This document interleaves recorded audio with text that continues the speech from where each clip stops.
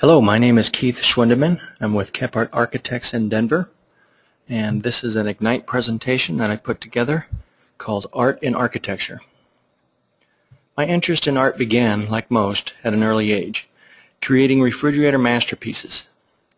But it wasn't until visiting true masterpieces at the St. Louis Art Museum that I realized the true power of art to engage one in its emotion and its story.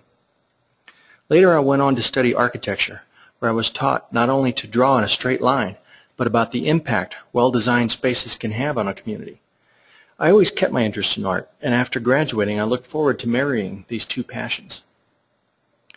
I do understand my interest in combining art and architecture are not unique. Man has shown an innate appreciation for the effect art has on the soul. Ever since painting the walls of caves to relate their experiences and connect with others. In the 1930s, the Public Works of Art Project was formed, funding artists to tell the story of America. Public officials understood how essential art was to sustaining the American spirit in difficult times.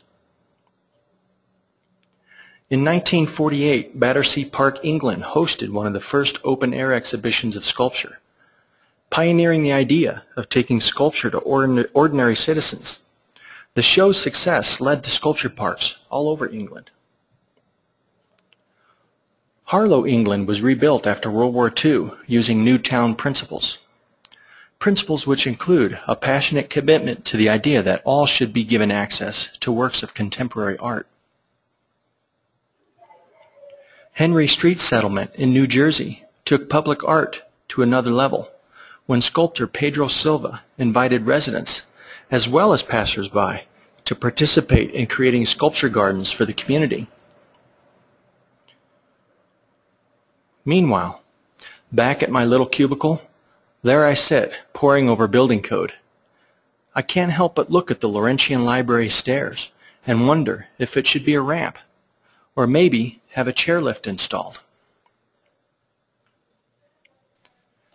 I think of the Acropolis, see its perfect proportions, its beautifully carved pediments, sense its timelessness, and wonder how today's practice of value engineering would have compromised such an iconic work. All of this raises a dilemma for me. Arguments for the use of art are given by philosophers, artists, and architects, all easily dismissed in today's world of economics. What is needed is our modern oracle of science to give voice. But science, it seems, has always been a little bit behind the curve. Walt Whitman sang the body electric, telling us there is no division between body and soul. Modern neuroscience is now finding this to be true, that feeling and emotion is triggered by physical changes in the body. The paintings of Cézanne make us see images not fully there on the canvas, predating the discovery that what we see, images of our world, are not complete in the mind until filtered through memories of our experiences. Stepping in as this scientific oracle is Elizabeth Gould, professor of psychology at Princeton University, where her studies have overturned a central tenet of neurology, showing us that the brain can create new cells in adulthood. Her experiments center around a colony of marmosets, living in an environment made to provide the same challenges that they would deal with in nature. Periodically, brain samples are taken, injected with a fluorescent dye, and studied under a microscope.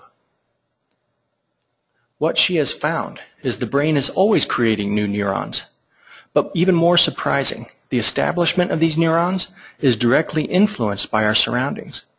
Environments that do not engage the brain actually stifle its growth. It is this kind of discovery that makes me think again about the place of art in our architecture. To dream about well-designed environments that engage the users in an interesting way. Art is an essential part of this kind of environment. For every piece of art not only is, but is also of something. Art challenges its viewers to complete its own story, always pushing towards some sense of connection. Art transcends cultures, transporting viewers outside themselves and beyond the surface immediacies of their lives.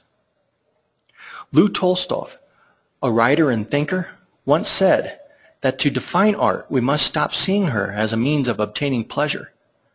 but consider it as one of the conditions necessary to stay alive. Art provides us a means for contemplating one's own place in the world and provides an emotional connection to each other, which, as it turns out, is not only essential to a good life, but a healthy mind. Thank you.